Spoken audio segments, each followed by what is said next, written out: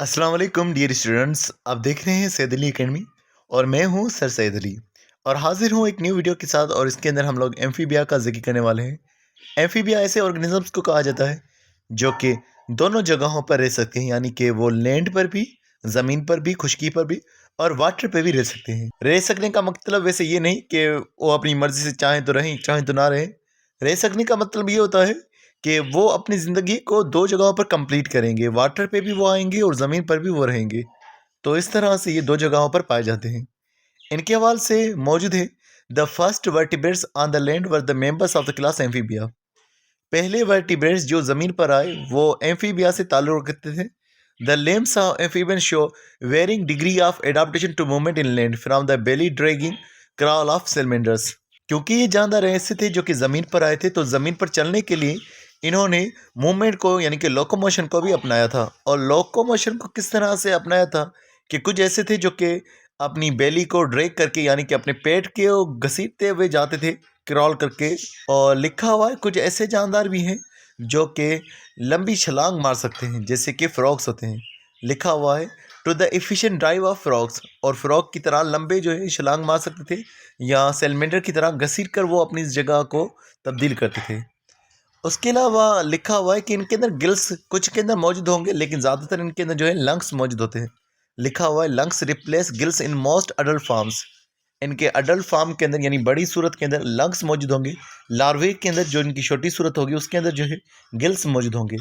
And three chamber heart circulate more efficiently, और उनके जिस्म के अंदर तीन चैम्बर वाली हार्ट जो है मौजूद होगी, तीन खानों वाली heart. Skin of most amphibians remain moist.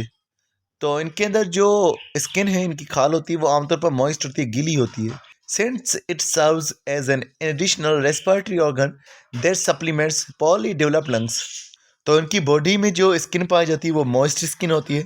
और उसके अलावा ये भी होता है कि इस स्किन के साथ में ब्लड वेसल्स जो है, कैपिलरीज जो है वो जुड़ी होती है।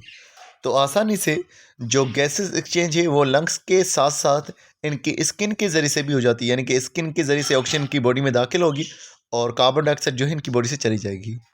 Amphibians are ectotherms, depend on environment to regulate their body temperature. तो एम्फीबियंस के हवाले से मौजूद है कि ये एक्टोथर्म्स हैं, यानी कि ये बाहर के इन्वायरमेंट से जो हीट को अपनी बॉडी के अंदर जनरेट करते हैं।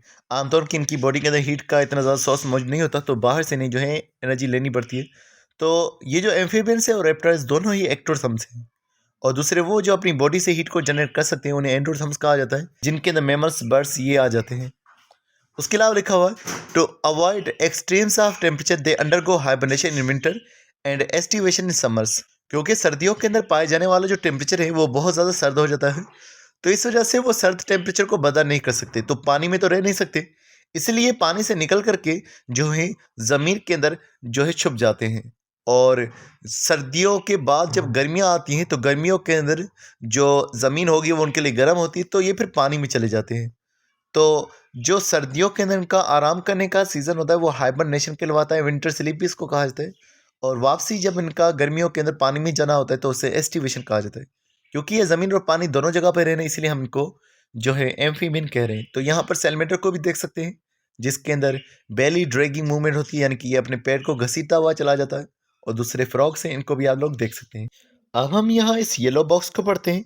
तो इस येलो बॉक्स के अंदर एम्फीबियंस के हवाले से कुछ एक्स्ट्रा बातें लिखी हुई हैं, जैसे कि लिखा हुआ है unlike reptiles and mammals amphibians do not have the ability to chew their food. क्योंकि रेप्टाइल्स और मैमल्स इनके अंदर ये एबिलिटी होती है कि अपने खाने को अपने दांतों की मदद से तोड़ सकते हैं।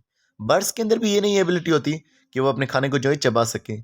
तो रेप्टाइल्स, मैमल्स के अंदर खाने को चबाने वाली सलाहियत मौजूद है, दांतों की जैसे तोड़ सकते हैं। एम्फीबियंस ऐसा नहीं कर सकते। क्यों ऐसा नहीं कर सकते, इनके हवाले से लिखा हुआ है they are also poly equipped dentally with only a few primate vomerine teeth. इनके अंदर जो है दांत जो है इतने ज़्यादा डेवलप नहीं होते और बहुत ही छोटे छोटे से दांत मौजूद होते हैं, जिनको वॉमरिन टीथ कहा जाता है। In the front upper part of the jaws that allow them to hold on to wriggling prey. तो इनके ये जो दांत है, छोटे से दांत, इनका काम सिर्फ ये होगा कि मुंह के सामने मौजूद हैं। तो ये जो एम्फीबियंस है ये अपने दांतों को बंद कर देता है ताकि जो प्रे है, जो इनका शिकार है, वो इनके दांतों से बाहर ना जा सके, मुंह से बाहर ना जा सकते। तो आप इस तस्वीर के अंदर भी इनकी दांतों को देख सकते हैं, जो कि बहुत ही स्मॉल टीथ, आपको वॉमरिन टीथ जो है आपको नजर आ रहे हैं। अब हम बात करते हैं रेप्टाइल्स के बारे में जिनके हवाले से लिखा हुआ है कि वो क्रॉल और क्रीप करते हैं। तो क्रॉल का मतलब होता है कि अपने आप को घसीटते हुए चलना, और क्रीप का मतलब होता है कि स्लोली चलना ताकि इनकी आवाज़ भी नोटिस ना हो। तो इनके हवाले से बात करें तो लिखा हुआ है reptiles evolved from an amphibian ancestor about 250 million years ago. Reptiles जो है वो एम्फीबियंस में से इवॉल्व हुए हैं, और जो एम्फीबियंस है ये इवॉल्व हुए हैं फिशेज में से, और फिशेज जो हैं ये इवॉल्व हुई हैं इनवर्टिब्रेट्स में से। तो रेप्टाइल्स के हवाले से लिखा हुआ है early reptiles the dinosaurs ruled the land for nearly 150 million years अगो। तो जो पहले रेप्टाइल्स थे वो ज़मीन पर डोमिनेट रहे थे, और वो रेप्टाइल्स जो थे बड़े रेप्टाइल्स थे जिनको डायनासोर्स कहा जाता है, और ज़मीन पर इनकी डोमिनेंसी जो है, ज़मीन पर इनका जो हुकूमत थी, तकरीबन 150 मिलियन ईयर्स तक इनकी हुकूमत रही थी। रेप्टाइल्स इतने ज़्यादा सक्सेसफुल क्यों थे? क्योंकि इनके आवाज़ से लिखा हुआ है reptiles contain tough scaly skin that resist water loss and protect the body. इनकी खास बात इनकी स्किन के अंदर है जो इनको महफूज बनाती है। इनकी स्किन सख्त होती है, स्केली होती है, यानी इसके ऊपर छिलके वगैरह मौजूद हो सकते हैं, और दूसरा ड्राई स्किन होती है जो वाटर लॉस वगैरह को भी रोकती है और बॉडी को प्रोटेक्शन भी देती है। Fertilisation is internal and egg is covered with shell, और इनके एग जो हैं वो ज़्यादा महफूज होते हैं, और इनसे पहले फिशेज जो थी या एम्फीबियंस थी उनके एग जो हैं वो पानी में फर्टिलाइज हो रहे थे, इस वजह से काफ़ी जो है लॉस भी हो सकते हैं, मर भी सकते थे, लेकिन इनके अंदर फर्टिलाइजेशन इंटरनल होने की वजह से ज़्यादा इनके महफूज रहते हैं। The shell prevent the egg from drying, और शेल की वजह से एग जो है सूख भी नहीं जाता। While an internal membrane the amnion encloses the embryo in the watery environment that all developing animal embryo require.